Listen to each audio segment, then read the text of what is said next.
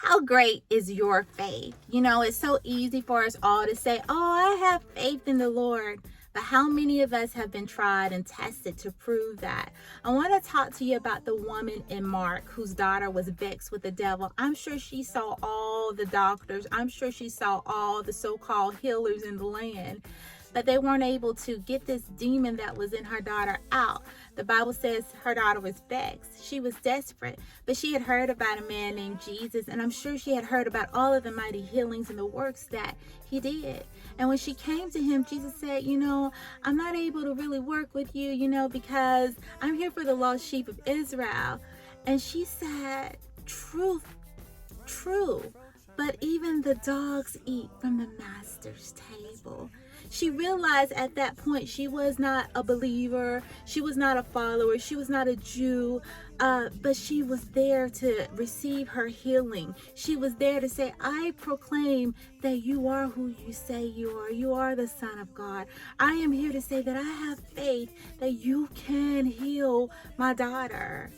And Jesus said because of her faith, he was so impressed by her faith.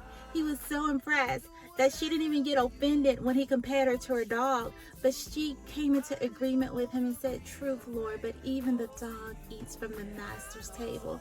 A lot of people would have got offended, would have took their daughter and walked away and said, who does he think he is?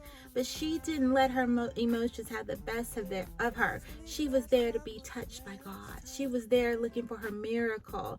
And a lot of times people get offended and they walk away from their miracle because they don't like the person who's delivering the message. They walk away from their miracle because they get offended so easily instead of staying put and hearing the word of the Lord. And I love that her faith, the Bible says, was accredited to her and was the reason why he decided to heal her daughter. And that day, her daughter received healing.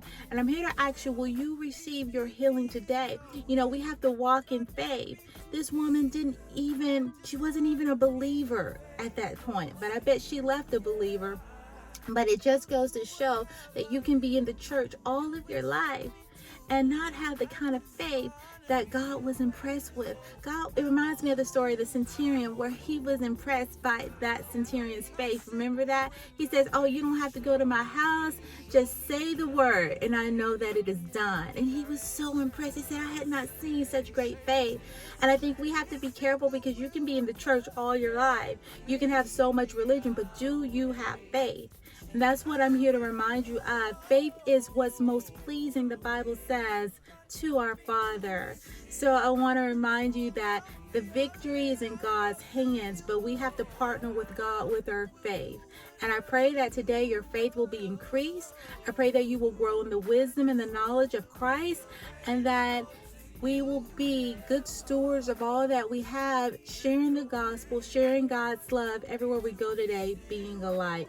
So I pray that this word blesses you, and I will see you soon. Bye.